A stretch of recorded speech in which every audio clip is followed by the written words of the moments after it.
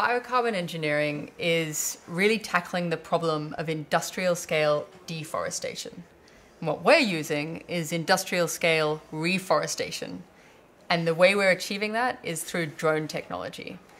So our idea is to use drones to map the land and then create a planting pattern, which you can then feed into a quadcopter planting drone, which flies over the land at 2 to 3 meters above the soil and fires a biodegradable seed pod into the land. And by doing this, we can increase the rate of planting from up by about 10 times the current rate of hand planting. The first is mapping, which we've already launched, and we're validating that technology now. The second is our drone technology, where we have started field trials. And what we're doing is testing different seed pod designs, which we can look at the penetration into the soil. And we've now started benchtop testing of the different components inside the pod to support healthy growth of different tree species. And so where we're looking to develop is to integrate these components and start full tree planting trials. So the main challenge is optimizing the survival rates. So there are several ways to plant trees, and it's from direct seeding, where you scatter seeds over the ground and you get single-digit survival percentage rates, compared to hand planting, which is slow, but you get much higher, up to 90% survival rates.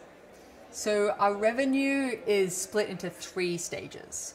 Our first is this mapping stage, where we're using it to validate all of the mapping technology and develop our planting pattern, but also to provide early revenue to put back into our prototype development by providing this mapping as a service.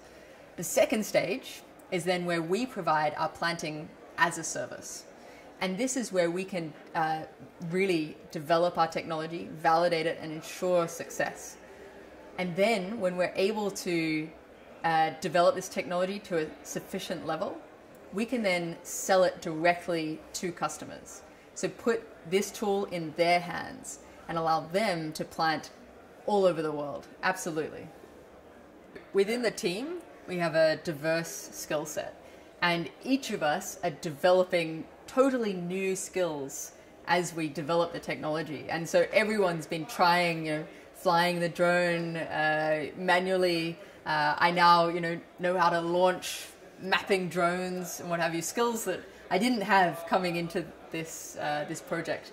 But because we have this diverse skill set, we're each able to teach each other so that we have an appreciation of the different technical challenges, and so therefore we can better address these challenges.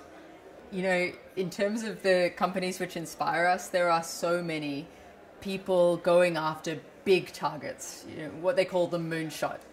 Big idea, cool technology. There are lots of awesome companies developing this in completely different fields, but it inspires us so that we can also tackle big targets. 1 billion trees every year, big target, but we're really confident that we'll be able to achieve those targets. I mean, there are companies across every industry who are disrupting the marketplace using amazing technology. You've got Elon Musk's Hyperloop concept, which people are now creating so that you can have super fast transport. You've got disruption in healthcare from people using nanoparticles and nanotech.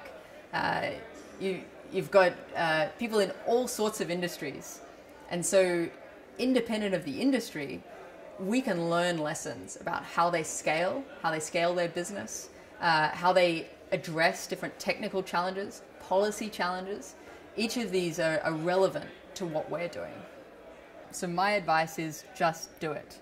The hardest part of making that first step is the fear of failure. But failure really is not that bad. Failure is learning something. And so if you just do it, you very quickly find out if it's a good idea or a bad idea, which means if it's a good idea, you can continue it. If you never do it, you'll never know, and you'll just regret not doing it. So my advice, just do it.